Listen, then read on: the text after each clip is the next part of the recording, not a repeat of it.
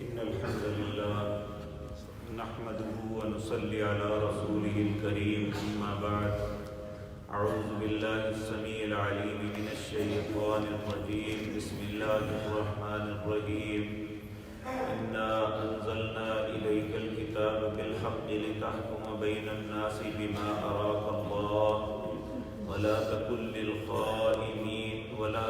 للخائنين خصيما واستغفر الله إن الله كان غفورا رحيما ولا تجادل عن الذين يختانون أنفسهم إن الله لا يحب من كان خوانا أثيما يستخفون من الناس ولا يستخفون من الله وهو معهم إذ يبيتون ما لا يرضى من القول وكان الله بما يعملون محيطا ها أنتم هؤلاء جادلتم عنهم في الحياة الدنيا ومن يجادل الله عنهم يوم القيامة أم من يكون عليهم وكيلا ومن يعمل سوءا أو يظلم نفسه ثم يستغفر الله يجد الله غفورا رحيما.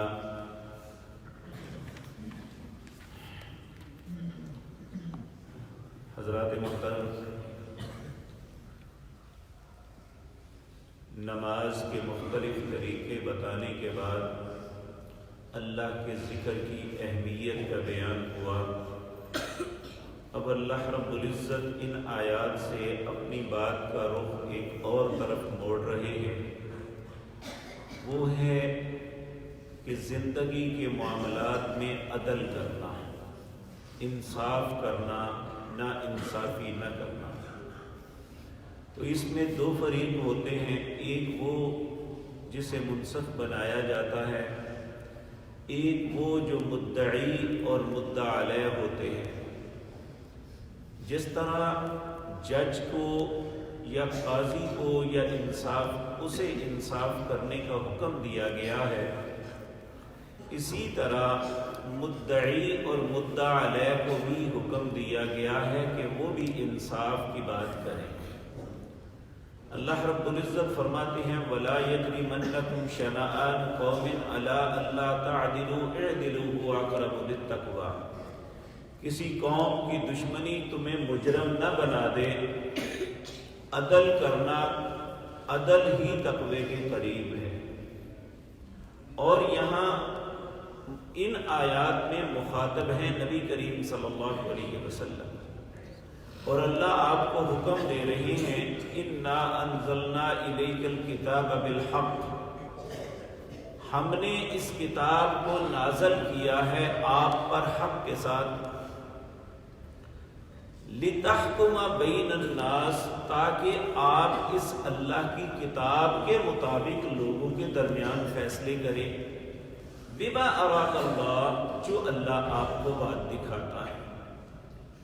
وَلَا تَكُن لِّلْخَائِنِينَ خَصِيمًا، آپ کسی خیانت کرنے والے اور جھگڑالو کی طرف نہ ہو جائیں.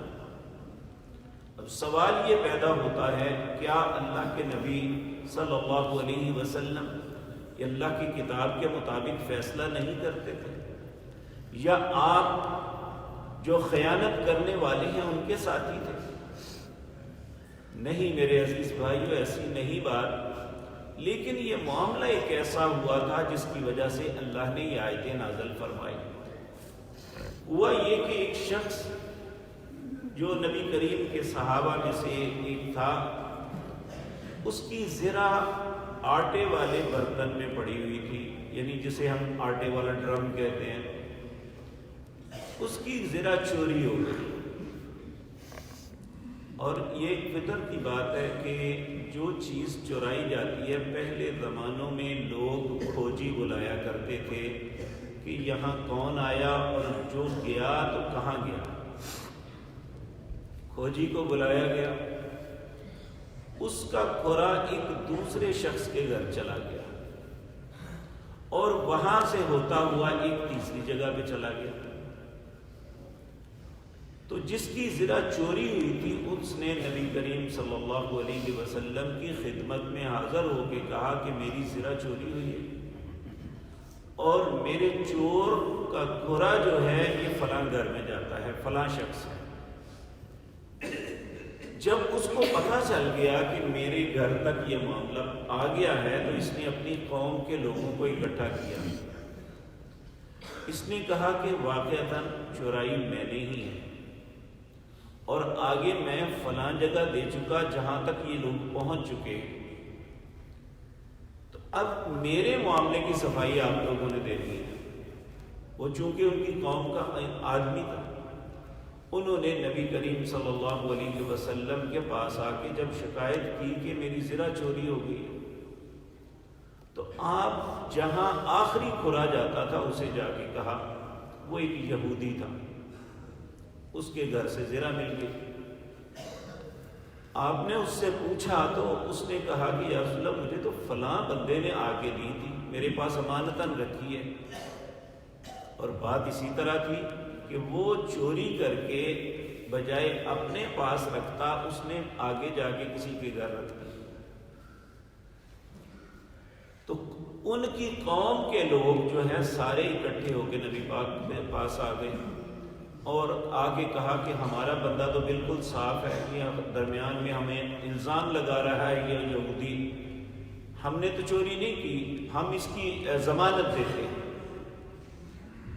اب نبی کریم صلی اللہ علیہ وسلم اتنے لوگ کہہ رہے تھے، نبی کریم ان کی طرفداری کرنے لگے، تو حالانکہ معاملہ اس کے بالکل الٹ تھا۔ چور وہی تھا جو اس وقت سارے مل کے اس کی ضمانت دے رہے تھے، حالانکہ نبی صلی اللہ علیہ وسلم کی بھی ان کی بات کی وجہ سے دوسروں سے جھگڑ رہے تھے۔ تو اللہ نے پھر آیتیں اتاری، کہا انا انزلنا الیک الکتاب بالحق، ہم نے آپ پر یہ کتاب نازل کی ہے حق کے ساتھ، لتحکم بین الناس بما اراک اللہ، تاکہ آپ فیصلہ کریں لوگوں کے درمیان جو آپ دیکھتے ہیں یا جو اللہ آپ کو دکھاتا ہے۔ ولا تکن للخائنین خصیما، خیانت کرنے والے جھگڑالوؤں کی طرف سے آپ نہ ہو جائیں۔ واستغفر اللہ، اللہ سے بخشش طلب کریں، ان اللہ کان غفور الرحیم، بے شک اللہ بخشنے والا مہربان ہے۔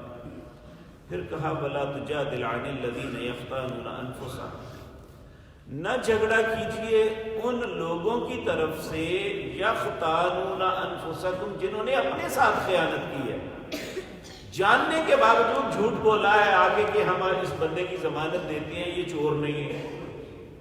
آپ کہا ان کی طرف سے آپ نہ جھگڑا کریں، ان اللہ لا یحب من کان خوانا اثیما، بے شک اللہ محبت نہیں کرتا خیانت کرنے والے گناہگار سے۔ پھر اللہ ایک بات کر رہے ہیں جو ہم سب کے لیے بڑی اہم ہے، اللہ انہیں بھی وارننگ دے رہے ہیں سب کو، کہا یستخفون من الناس، یہ لوگوں سے چھپانے کی کوشش کرتے ہیں نا، اور وہ یہ چھپا لیا انہوں نے۔ ولا یستخفون من اللہ، اللہ سے کیسے چھپائیں گے، اللہ کو تو پتہ ہے چور کون ہے۔ وَهُوَ مَعَهُمْ إِذْ يُبَيِّتُونَ مَا لَا يَرْضَىٰ مِنَ الْقَوْلِ، اللہ تو اس وقت تمہارے پاس ہوتا ہے جب رات کے وقت بیٹھ کے تم نے پلاننگ بنائی ساری کہ میری صفائی دو۔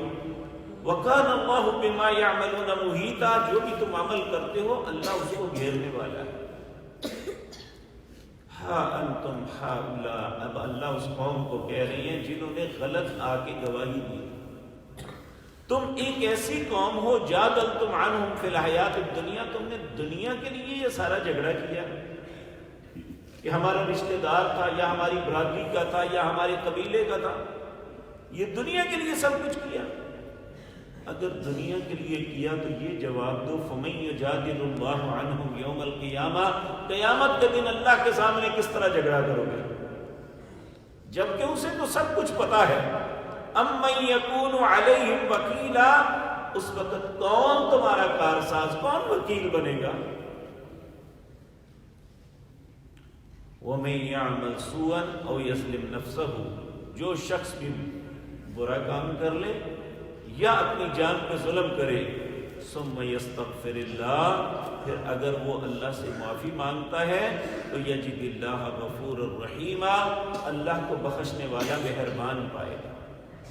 اور یہ بات یاد رکھیں، یہ ایمان کی علامت ہے۔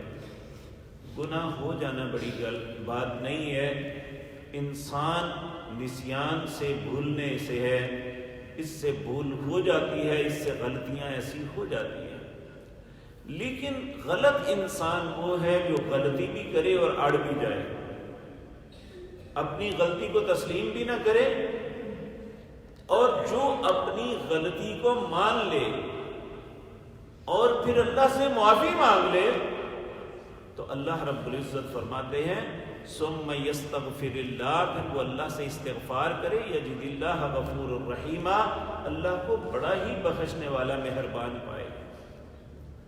اب بعض اوقات لوگ کہتے ہیں کہ فلاں بندہ گناہ کرتا ہے پھر معافی مانگتا ہے، پھر یاد رکھیں موت کے خرخرے سے پہلے 1,00,000 مرتبہ بھی انسان غلطی کر کے معافی مانگے، اللہ معاف کرتا رہتا ہے۔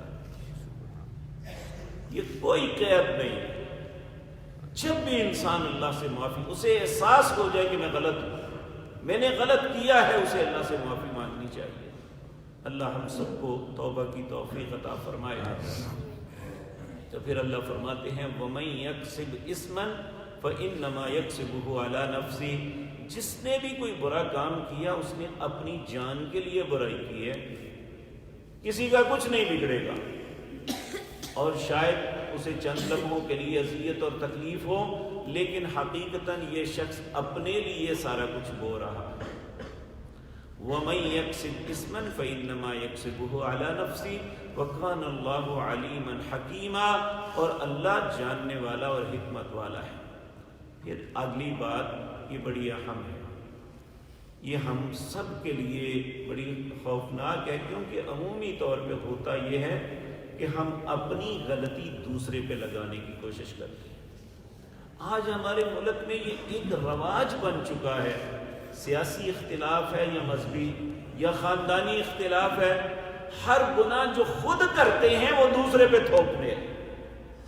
تو اللہ فرماتے ہیں وَمَن يَكْسِبْ خَطِيَّةً أَوْ إِثْمًا، جو شخص برا کام خطا کرے یا گناہ کرے ثم يرمی به بريا فقد احتمل بهتانا واسما مبینا، پھر اسے ایک ایسے بندے پہ لگا دے جس نے وہ کیا ہی نہیں، وہ بری ہے اس بات سے۔ یعنی بہتان جس طرح کہ ان لوگوں نے لگایا کہ زرا ہم نے نہیں چوری کی، اس نے کی ہے، جبکہ خود زرا ان کے گھر رکھ کے آئے۔ تو اسی طرح انسان غلطی خود کر کے دوسروں پہ لگا دینا، جس طرح کئی لوگ قتل کرتے ہیں اور پرچہ دوسرے پہ کروا دیتے ہیں، اپنے ہاتھ سے مار کے دوسرے پہ پرچہ کروا دیتے ہیں، چوری کر کے دوسرے پہ کروا دیتے ہیں، اور سمجھتے ہیں کیا ہوگا، ہمیں پتہ، کسی کو پتہ نہیں چلے گا۔ تو اللہ کہتے ہیں یستخفون من الناس ولا یستخفون من اللہ وهو معهم اذ یبیتون ما لا یرضى من القول، تم لوگوں سے چھپنے کی کوشش کرتے ہو، اللہ سے کیسے چھپو گے؟ وہ تو اس وقت پاس ہوتا ہے جب تم یہ سب کچھ کرتے ہو۔ تو کہا وَمَن يَكْسِبْ خَطِيَّةً او اسمن، جو بھی برائی یا خطا کرتا ہے ثم یرمی بہ بریا، پھر کسی ایسے شخص پہ لگا دیتا ہے جو اس سے بری ہے، اس نے نہیں کیا، فقد احتمل بہتانا واسما مبینا، اس نے بہت بڑا بہتان لگایا اور بہت بڑا گناہ کیا ہے۔ بہتان لگانا یہ کبیرہ گناہوں میں گناہ ہے۔ ایک ہوتا ہے غیبت، غیبت یہ ہوتی ہے، چغلی یہ ہوتی ہے، جو عیب کسی کے اندر موجود ہے انسان اسے بے عزت کرنے کے لیے لوگوں کے سامنے بیان کرے۔ بہتان یہ ہے کہ انسان نے وہ غلطی نہیں کی، اس پہ وہ بہتان لگا دیا جائے کہ اس نے یہ کام کیا ہے، جس طرح سیدہ عائشہ پہ بہتان لگایا گیا تھا۔ تو بہتان ایک ایسی چیز ہے جس کے متعلق ہمیں احساس کرنا چاہیے۔ اللہ رب العزت نے سورۃ نور کے اندر فرمایا ان الذین یرمون المحصنات الغافلات المؤمنات، جو کسی مومن بھولے بالے کے اوپر جس نے نہیں کیا اس پہ بہتان لگاتا ہے، الزام لگاتا ہے جو اس کے اندر ہے ہی نہیں، اللہ فرماتے ہیں دنیا اور آخرت میں اس پہ اللہ کی طرف سے لعنت برستی ہے، العیاذ باللہ۔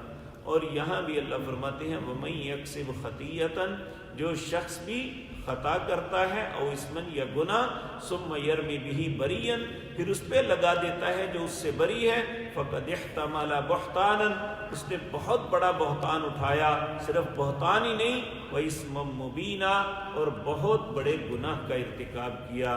اللہ ہم سب کو محفوظ رکھے ایسے جرائم سے، اور یہ انسان کی تباہی کا سبب بنتے ہیں، کیونکہ یہ ایک ایسا جرم ہے جس کی انسان معافی نہیں مانگتا، وہ سمجھتا ہے کوئی بات نہیں، یہ کون سی بہت بڑی بات ہے، حالانکہ یہ کبیرہ گناہوں میں سے ایک بہت بڑا گناہ ہے کہ انسان کسی پہ وہ الزام لگائے جو اس کے اندر ہے ہی نہیں۔